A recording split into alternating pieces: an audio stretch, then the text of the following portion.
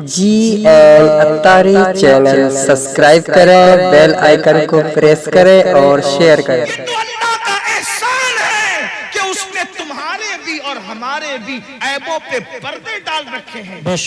سچی بات تو ایمان لگتی اگر وہ تمہارے اور میرے عیبوں پہ پردے نہ ڈالتا۔ میں ان اللہ والوں کی بات نہیں کر رہا ہوں، تمہاری اور میری کر رہا ہوں۔ اگر وہ آپ کے اور میرے عیبوں پہ پردے نہ ڈالتا تو نہ آپ یہاں بیٹھنے کے قابل ہوتے، نہ میں یہاں بیٹھنے کے قابل۔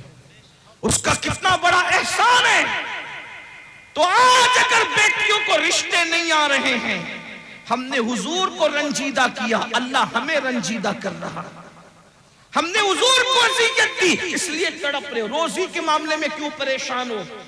روزی کے معاملے میں کیوں تڑپ رہے ہو؟ حضور کو اذیت دے رہے ہو۔ کون سے گناہ جو نہیں کرتے؟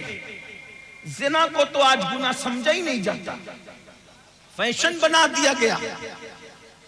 زنا کو عشق کا نام دے دیا گیا، زنا کو محبت کا نام دے دیا گیا۔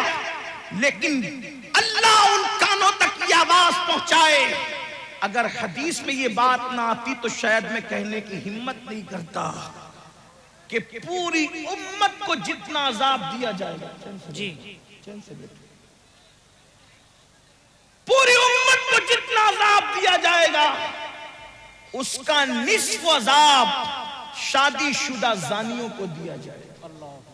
یعنی پوری امت کو جتنا عذاب، اس امت کے برابر آدھا عذاب، یعنی سب کو الگ الگ جو عذاب ہوگا ان سب کا عذاب اگر جمع کیا جائے تو جیسے ایک صرف سمجھانے کے لیے مثال کے طور پہ 100 روپے 10 لوگوں کو دے دیا گیا، تو اب 10 لوگوں کے 100 روپے کو جمع کریں تو کتنا ہو گیا؟ 1000۔ اب 1000 کا نصف اگر کسی کو دیا جائے تو کتنا بڑا ہے؟ اللہ اکبر۔ بلا تمثیل صرف سمجھانے کے لیے، زانیوں کو جو شادی شدہ ہو کر زنا کرتے تھے، پوری امت کا نصف عذاب ان شادی شدہ زانیوں کو دیا جائے گا۔ اللہ غور کریں، ایک گناہ کی سزا اگر اللہ کسی انسان کے ایک گناہ کی سزا دنیا کے تمام انسانوں پہ ڈال دے تو دنیا کے سارے انسان مل کر بھی ایک انسان کے گناہ کی سزا کو برداشت نہیں کر سکتے۔ امت کا نصف عذاب جن لوگوں کے وجود پہ ڈالا جائے گا ان کی حالت کیا ہوگی؟ اللہ اکبر۔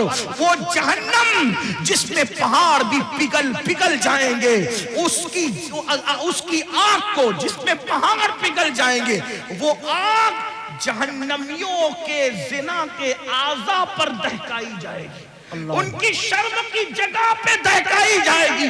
ذرا سوچے تو صحیح، 2-3 منٹ کی لذت، 2-3 منٹ کی لذت، 2-3 منٹ کا عیش، چند لمحوں کی لذت، اللہ اکبر، اور پھر ہمیشہ کی ذلت۔ اور میری قوم کے جوانوں کو فیشن کے نام پر اسی طرف ڈالا جا رہا ہے، اسی طرف جب ڈھالا جا رہا ہے۔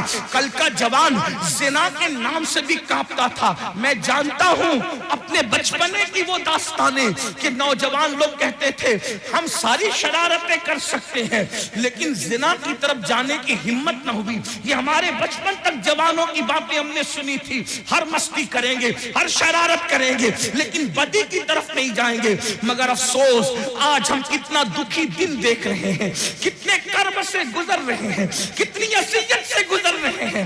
کون سی حکومتیں آئی، کون سی چلی گئی، اس پر ہمیں اتنا دکھ نہیں ہے، اس لیے کہ حکومتوں کا آنا جانا یہ تو موسم کی طرح بدلتا رہتا ہے، لیکن قوم کے جوانوں کے بگڑنے کا دکھڑا ہم کس کو جا کر کے سنائیں؟ حکومتیں تو چند سالوں میں بدلتی ہے لیکن جب قوم کا ایک جوان بگڑ جاتا ہے تو 3 پشتوں تک اصلاح کی امید نہیں کی جا سکتی۔ جس قوم کے 16 17 سال کی عمر کے لڑکے زنا میں ڈوب جائیں، اس قوم کا مستقبل کیا ہوگا، اس قوم کی کیفیت کیا ہوگی؟ اللہ اکبر۔ ہمیں بہت بڑی ذمہ داری سونپی گئی ہے۔ میرے آقا علیہ السلام کے دیوانوں، بالخصوص جوانوں سے مخاطب ہوں میرے بھائیوں، اللہ کے بندوں، زنا کی بڑی کربناک سزا ہے۔ اللہ جب کسی زانی کو سزا دیتا ہے تو اس کی کئی پشتوں تک وہ سزا باقی رہتی ہے۔ اللہ، مگر جو توبہ کر لے والوں کو اللہ معاف کرتا ہے۔ بے شک۔ اور یہ بھی کہا گیا جس نے شادی سے پہلے زنا کیا اللہ اس کی نسل میں عیبی، لنگڑے، لولے، اندھے، گونگے بچے پیدا کرتا ہے تاکہ اس کا دکھ وہ جھیلتے رہے۔ 98% لوگوں کے گھر میں جو عیبی بچے پیدا ہوتے ہیں وہ زنا کی نحوست کی وجہ سے پیدا ہوتے ہیں۔ مائیں اور بہنیں موجود ہیں، ان کو ایسا لگتا ہے سورسز کی وجہ سے اچھے رشتے آتے ہیں۔ میں ایک بات اچھے رشتے کا ایک وظیفہ آپ کو دینا چاہتا ہوں، سب کو اللہ سے ڈر کے گناہ چھوڑ دو، اللہ سے ڈر کے گناہ چھوڑ دو، اللہ تمہیں اچھا رشتہ بھیجے گا۔ بے شک۔ اس لیے کہ گناہ کو چھوڑ دینے سے بہتر وظیفہ اللہ کے یہاں کوئی ہے ہی نہیں۔ وظائف کی اہمیت اپنی جگہ، لیکن اس سے بڑا کوئی وظیفہ نہیں ہے کہ اللہ سے ڈر کے گناہ چھوڑ دیا جائے۔ لوگ کہیں بغیر دلیل آپ بات کر گئے، لیکن میں آپ کو دلیل کے ذریعے سمجھاتا ہوں۔ دیکھو، اللہ سے ڈرنے کی برکت، رشتہ ڈھونڈنا نہیں پڑے گا، رشتہ چل کر آئے گا۔ لڑکوں سے بھی کہتا ہوں، لڑکیوں سے بھی کہتا ہوں، اور ایسے گھرانے کا آئے گا جس کا تم تصور نہیں کر سکتے۔ آپ نے اس روایت کو مختلف تناظر میں سنا، آج مجھ سے بھی اس تناظر میں آپ سنیں، غوث پاک کے غلام سے اس تناظر میں سنیں۔ آپ نے سنا ہوگا مدینہ منورہ کی سرزمین ہے، رات کا آخری حصہ ہے، رات کا آخری پہر ہے، اس رات کے آخری پہر میں ایک بوڑھی کی کپ کپی آواز نکلتی ہے، بیٹی جلدی سے دودھ میں پانی ملا دو۔ تو جوان آواز کیا آتی ہے، امی جان کیا آپ نے نہیں سنا امیر المومنین نے منع کیا کہ دودھ میں پانی ملا کر کے نہیں بیچا جائے، کیونکہ یہ جرم ہے، یہ دھوکہ ہے، یہ فریب ہے، اس لیے میں دودھ میں پانی نہیں ملا سکتی۔ تو بڑھاپے کی کپ کپی والی آواز آئی، بیٹی امیر المومنین تو سو رہا ہوگا، اس کو کیا خبر کہ ہم دودھ میں پانی ملا رہے ہیں۔ مگر جوان بیٹی کا جواب تھا، امی امیر تو سو رہا ہے مگر اللہ تو ہمیں دیکھ رہا ہے۔ جب اللہ دیکھ رہا ہے، امیر کے خوف سے دودھ میں پانی نہیں ملاتے، اور اللہ دیکھ رہا ہے ہم دودھ میں پانی ملا دیں، یہ کیسے ہو سکتا ہے؟ دیکھو اس لڑکی، ابھی اس کو رشتہ نہیں آیا تھا، مگر اس کے دل میں اللہ کا خوف تھا، اللہ کی خشیت تھی، خدا کا کرنا۔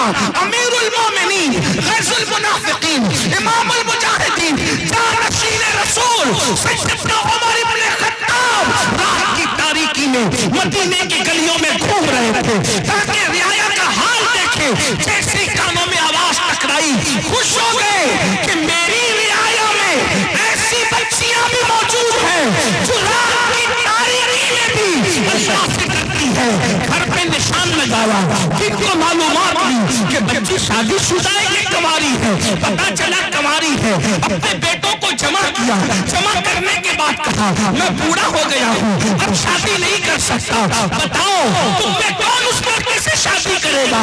ایک بیٹے نے کہا میں کروں گا۔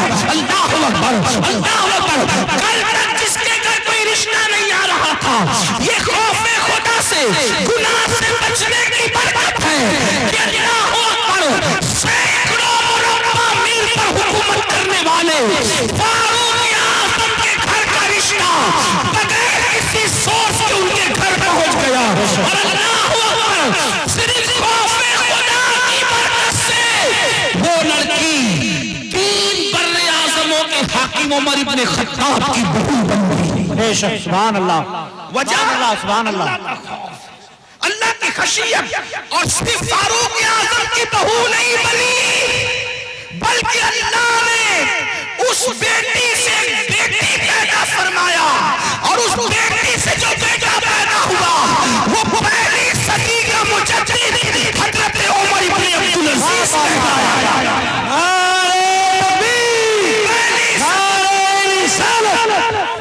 پہلی صدی کے مجدد کی نانی بھی بن گئی، عمر ابن خطاب کی بہو بنی، اور دوسرے عمر کی نانی بنی جسے ثانی عمر کہلایا جاتا ہے۔ اللہ اکبر۔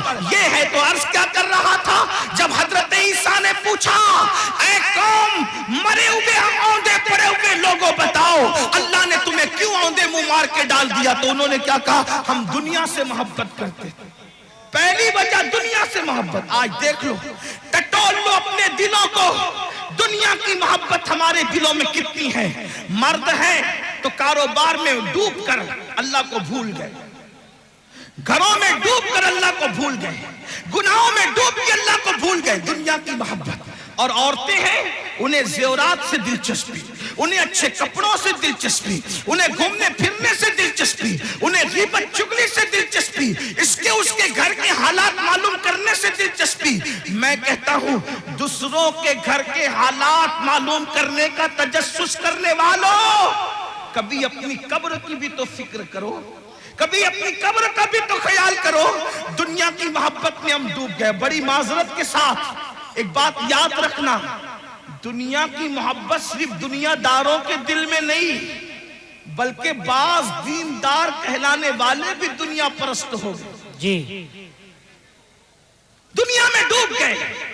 دنیا کی محبت نے ان کو عذاب الہی میں گرفتار کر دیا.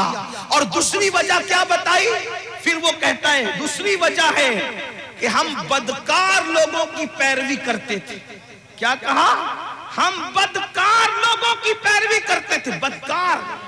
اب غور کریں, دھیان دیں کہ عیسیٰ علیہ السلام کی امت کے بدکار زیادہ بدکار تھے کہ آج لوگ زیادہ بدکار ہیں؟ بے شک.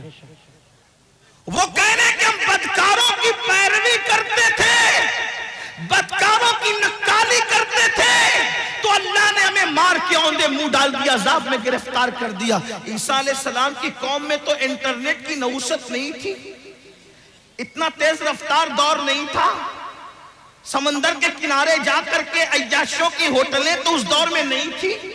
آپ غور کریں کہ وہ لوگ اگر بدکاروں کی پیروی کریں تو مار کے اوندے منہ ڈال دیے جائیں. آج میری قوم کا جوان کتنے بدکاروں کی پیروی کر رہا ہے.